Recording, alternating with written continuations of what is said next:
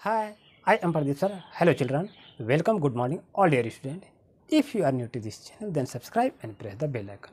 बच्चों, आज का क्लास आपके लिए काफ़ी महत्वपूर्ण होने वाला है।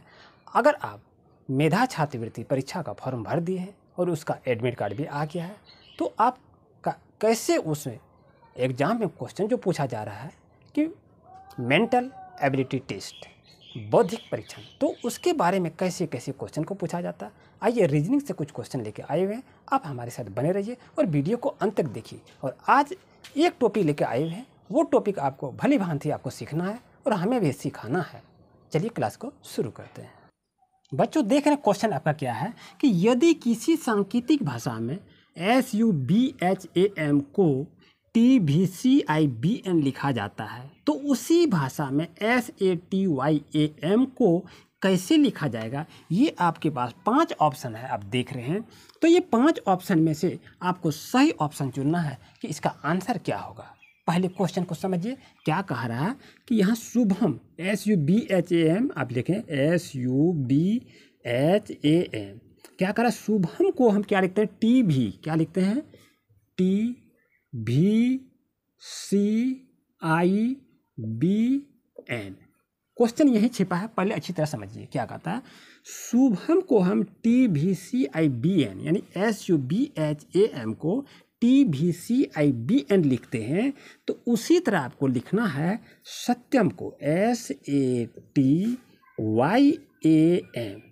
सत्यम को यहाँ पर आप आंसर है, इसमें से कौन सा आंसर आएगा सत्यम के लिए ये लिखने के लिए कह रहा है। तो इसको कैसे बनाएंगे अच्छी तरह से ध्यान से देखिए क्या कहना है। यहाँ देखिए क्या है SUBHAM है, यहाँ TVCIBN है। तो आखिर ये शब्द जो लिखा है ये शब्द आया तो इसके द्वारा से ये शब्द कैसे आया। यहाँ देखेंगे S के बाद क्या होता है, S के बाद T होता है। यहाँ देखिए S के बाद क्या होता है T होता है। इसमें एक अंक को आ गया, इसमें एक अंक को जोड़ा। उसके बाद U के बाद क्या आया, U के बाद V आता है। तो इसमें भी आपका क्या क्या एक अंक के बाद ये V आया। उसके बाद B के बाद क्या आता है C आता है। तो B के बाद C आया, आपका एक अंक इसमें भी आया, यानी B के बाद C आया। उसके बाद H है तो H के बाद क्या आता है, H के बाद I आता है। उसके बाद A के बाद क्या आता है, A के बाद B आता है। और M के बाद क्या आता है, M के बाद N होता है। तो इस क्रम से यदि हम लिखते हैं तो हम क्या क्या देखते हैं कि SUBHAM को TVCIBN हम लिख सकते हैं। तो उसी तरह बच्चों बताइए कि SATYAM को किस तरह से लिखेंगे। तो आप अच्छी तरह समझ गए होंगे। अब कमेंट अवश्य करें क्या इसका आंसर क्या होगा, 1 नंबर होगा या 2 नंबर या 3 नंबर या 4 नंबर या 5 नंबर। चलिए तब तक हम यहाँ देखते हैं, आप कमेंट अवश्य करें कि इसका आंसर क्या होगा। तो देख रहे बच्चों S के बाद क्या होता है, S के बाद आपका T होता है। तो हम यहाँ T लिखेंगे। तो यहाँ देखिए T कहाँ है, देखिए यहाँ भी T है, यहाँ भी T, यहाँ भी T। ये तो चारों ऑप्शन में T है। आइए उसके बाद देखते हैं A के बाद क्या होता है, A के बाद B होता है। तो T और B हो गया। देखिए यहाँ T और B, T और B, T और B, देखिए यहाँ तक भी ये आ रहा है, यानी चारों ऑप्शन में आ रहा है। उसके बाद आगे बढ़ते हैं और T के बाद क्या आता है, T के बाद आप पढ़ते हैं U होता है। तो T के बाद U कहाँ है, आप देख लें RSTU, U आता है। तो देखिए क्या आ गया TBU, देखिए कहाँ है TBU, U ये नहीं आया तो ये आंसर मेरा गलत है। अब देखिए TBU TBU TBU, ये देखिए ये 3 ऑप्शन में से ये मेरा मैच कर रहा है, यानी 1 नंबर मेरा आंसर गलत हो गया, नहीं होगा। उसके बाद देखते हैं Y है। तो Y के बाद क्या होता है, Y के बाद मेरा Z होता है। तो देखें TBUZ कहाँ है, TBUB है, तो ये भी मेरा नहीं होगा। क्या आ गया TBUZ, कहाँ है TBUZ, देखिए यहाँ है और यहाँ है TBUZ। देखिए ये दोनों में मिल रहा है। अब ये दोनों में से छांटना है कि आखिर आंसर क्या होगा। अब यहाँ क्या है A है, A के बाद क्या होता है B होता है। तो मेरा अक्षर क्या क्या आया TBUZB। अब देखिए क्या है TBUZB, देखिए यहाँ भी B है, यहाँ भी B है। तो ये दोनों अभी तक मैच कर रहा है। लेकिन उसके बाद क्या है M है, M के बाद क्या होता है N होता है। तो N कहाँ है, ये है। तो ये आपका बच्चों 4 नंबर करेक्ट आंसर है। इस तरह से आपको निकालना होता है। अगर एक को आप समझ जाएंगे तो इस तरह यदि 3 भी क्वेश्चन रहेगा आप अच्छी तरह सीख जाएंगे। आइए देखते हैं नेक्स्ट क्वेश्चन।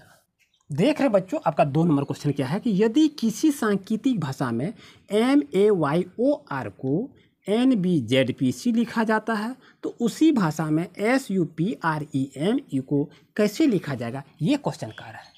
आइए इसको अच्छी तरह से समझते हैं। पहले समझिए क्या कह रहा है कि MAYOR मयूर, यानी क्या बोलते हैं इसको, मयूर, यानी कोई भी अर्थ हुआ मयूर, MAYOR मयूर को क्या लिख रहा है, NBZPS। क्या कहता है, MAYOR को NBZPS लिखा जाता है, यानी किसी भी कोड भाषा में तो आप उसी तरह लिखेंगे SUPREME को कैसे लिखेंगे। यहाँ आपके पास 4 ऑप्शन है, इसका आंसर ये 4 में से एक आंसर होगा, आपको बताना है। जल्दी से बच्चों कमेंट कीजिए कि आंसर इसका क्या हो सकता है, वीडियो को पॉज करें और आंसर दें। चलिए तब तक यहाँ देखते हैं क्या कैसे आखिर ये, यदि ऐसा क्वेश्चन रहे तो हमें समझना चाहिए, क्या समझेंगे आखिर ये मयूर को NBZPC कैसे लिखा, यही हम लोग भूल जाते हैं, इसको हम लोग समझ नहीं पाते हैं और यहाँ से इसको हल करते हैं कि आखिर इसका आंसर क्या होगा। ऐसी गलती कभी नहीं कीजिएगा, इसको समझिए पहले। यानी इसके MAYOR को NBZPS ये क्यों लिखा, कैसे लिखा, अगर इसको हम समझ जाते हैं तो इसको भी हम निकाल लेंगे कि इसका क्या अर्थ बनेगा, यानी क्या इसका ये कौन सा सेंटेंस, कौन सा वर्ड इसमें यूज होगा। आइए इसको देखें। M है तो M के बाद क्या होता है, M के बाद N होता है, यानी एक कदम आगे बढ़ गया। A के बाद क्या होता है, A के बाद B होता है, इसमें भी एक कदम बढ़ गया। उसके बाद क्या कहता है Y के बाद क्या होता है Z, तो यहाँ भी एक कदम बढ़ गया। उसके बाद O है तो O के बाद क्या होता है, P होता है, तो यहाँ भी आपका एक कदम बढ़ा। उसके बाद यहाँ R है, R के बाद कितना है, S है, तो यहाँ भी एक कदम बढ़ा। ये देखिए हर एक वर्ड यानी हर एक वर्ण में से एक एक कदम करके आगे बढ़ गया है और वो सेंटेंस आपके पास आ जाता है। तो उसी तरह S के बाद हम क्या लिखेंगे, तो S के बाद हम लिखेंगे, क्या लिखेंगे, S के बाद क्या होता है, T होता है, लिखेंगे। U के बाद क्या होता है, U के बाद V होता है, वो लिखेंगे। P के बाद क्या होता है, P के बाद आपका Q होता है। R के बाद क्या होता है, R के बाद S होता है। E होता है तो E के बाद क्या होगा, F होता है। M है तो M के बाद क्या होगा, आपका M होता है। और E है उसके बाद क्या होता है, F होता है। ये देखिए आपका कहाँ है, आपका आंसर आ गया। इसको कैसे बनाए देखिए, TVQ, देखिए TVQ देखिए सब में यहाँ है, लेकिन ये TVR है, ये आपका आंसर नहीं होगा। देखिए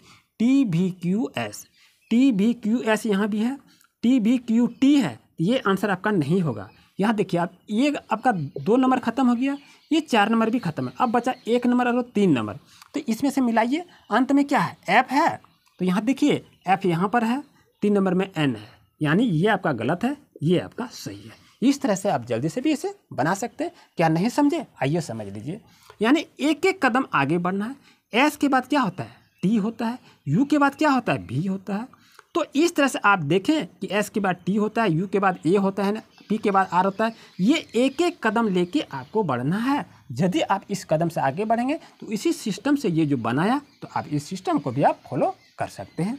इस तरह बात को समझिएगा कि A के बाद B होता है, B के बाद C होता है, D के बाद E होता है। इस कदम से ये आगे बढ़ा, यानी एक एक कदम लेके ये आगे बढ़ा। तो करेक्ट आंसर आपका 1 नंबर होगा। आइए देखते हैं नेक्स्ट क्वेश्चन। बच्चों यहाँ गलती नहीं करेंगे, यहाँ M है ना, तो M के बाद ये N है। देखिए यहाँ M नहीं रहेगा, ध्यान दीजिएगा, ये M के बाद आपका N होगा, जो कि यहाँ दिखाई दे रहा है, तो ये आपका आंसर होगा। इस तरह से इसको समझेंगे। आइए चलते हैं नेक्स्ट क्वेश्चन पर।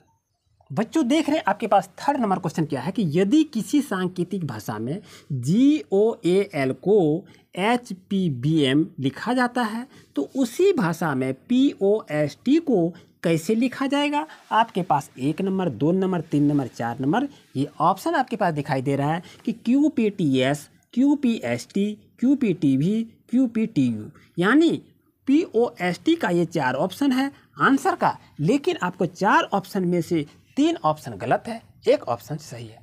तो आपको सही ऑप्शन चुनना है। आप 1 नंबर को भी पढ़े, 2 नंबर को भी पढ़े, तो 3 नंबर आप कमेंट में जवाब दें कि आपका आंसर क्या होगा। आइए तब तक हम बनाते हैं, आप कमेंट में जल्दी से जवाब दीजिए। तो आप देख रहे हैं बच्चों क्या है कि GOAL, गोल को क्या लिखा, HPBM, यानी GOAL को HPBM लिखा। ये कैसे लिखा, अब देखिए G के बाद क्या होता है, G के बाद H होता है, एक कदम आगे बढ़ा। O के बाद क्या होता है, P होता है, एक कदम आगे बढ़ा। फिर A के बाद क्या होता है, B होता है, एक कदम आगे बढ़ा। फिर L के बाद क्या होता है, M होता है, एक कदम बढ़ा। तो ये भी एक कदम बढ़ा। तो बच्चों इतना जब हम समझा ही दिए तो अब आप बता सकते हैं कि POST का आंसर कौन सा होगा। जल्दी से कमेंट में बताएंगे। ये आपके लिए कमेंट का क्वेश्चन रहा कि आंसर को बताइए। ये हम समझा दिए, अब इसी आधार से इसको आपको बताना है। मैं आपका कमेंट का इंतजार करूंगा। आइए देखते हैं नेक्स्ट क्वेश्चन। देख रहे बच्चों आपका 4 नंबर क्वेश्चन क्या है कि यदि किसी सांकेतिक भाषा में HEMA को 27 लिखा जाता है तो उसी भाषा में VELU का कोड नंबर क्या होगा। बताइए बच्चों। अभी तो आप कहेंगे सर ये तो क्वेश्चन क्या अजब क्वेश्चन दे दिए कि HEMA को 27 लिखते हैं, ये कौन सा हिसाब है। आप तो ऐसे बताए नहीं है, आप तो यही कह रहे हैं। अब कहता है कि VELU का कोड क्या होगा, ये तो गजब वाला हिसाब हो गया। ऐसा तो हिसाब ही नहीं पढ़े, आप कैसे बता दिए। हाँ ऐसा कोड हो सकता है, यदि HEMA को 27 लिखेंगे तो VELU को भी किसी कोड से एक को आंसर को निकालना है, आप निकाल सकते हैं। आइए कैसे लिखेंगे पहले अच्छी तरह से समझते हैं। बच्चों ध्यान रहे, इसको बनाने के लिए क्या कह रहा है, यहाँ देखिए क्या कह रहा है, HEMA, यानी HEMA का कोड कितना है, 27 है। पहले ये देखिए कि HEMA बराबर 27 कैसे हुआ। आइए आपको बेसिक से सिखाते हैं, क ख से सिखाते हैं कि क ख ग जो पढ़ते थे उसी से सिखाते हैं। आइए देखते हैं क्या है। लिखेंगे ABCDEFGHIJKL MNOPQRSTUVWXYZ, ये हो गया आपका। अब क्या करेंगे, 1 2 3 4 5 6 7 8 9 10 11, ये हो गया 12, ये हो गया आपका 13, ये हो गया 14, ये हो गया 15, ये हो गया 16, ये हो गया 17, ये हो गया 18, ये हो गया आपका 19, ये हो गया 20 21 22 23 24 25, ये हो गया आपका 26, है ना। तो अंग्रेजी में कितने अक्षर होते हैं, 26 होते हैं। ये 26 का नाम लिख दिए। अब देखिए कि H का कोड कितना है। देखिए H का कोड कितना है, यहाँ देखिए H का कोड कितना है, 8 है, यहाँ लिखेंगे 8। E का कोड कितना है, E का कोड देखेंगे कितना है, 5, यहाँ लिखिए 5। M का कोड कितना है, चलिए जल्दी से देख लीजिए, M का कोड है 13, तो यहाँ लिख दीजिए आप 13।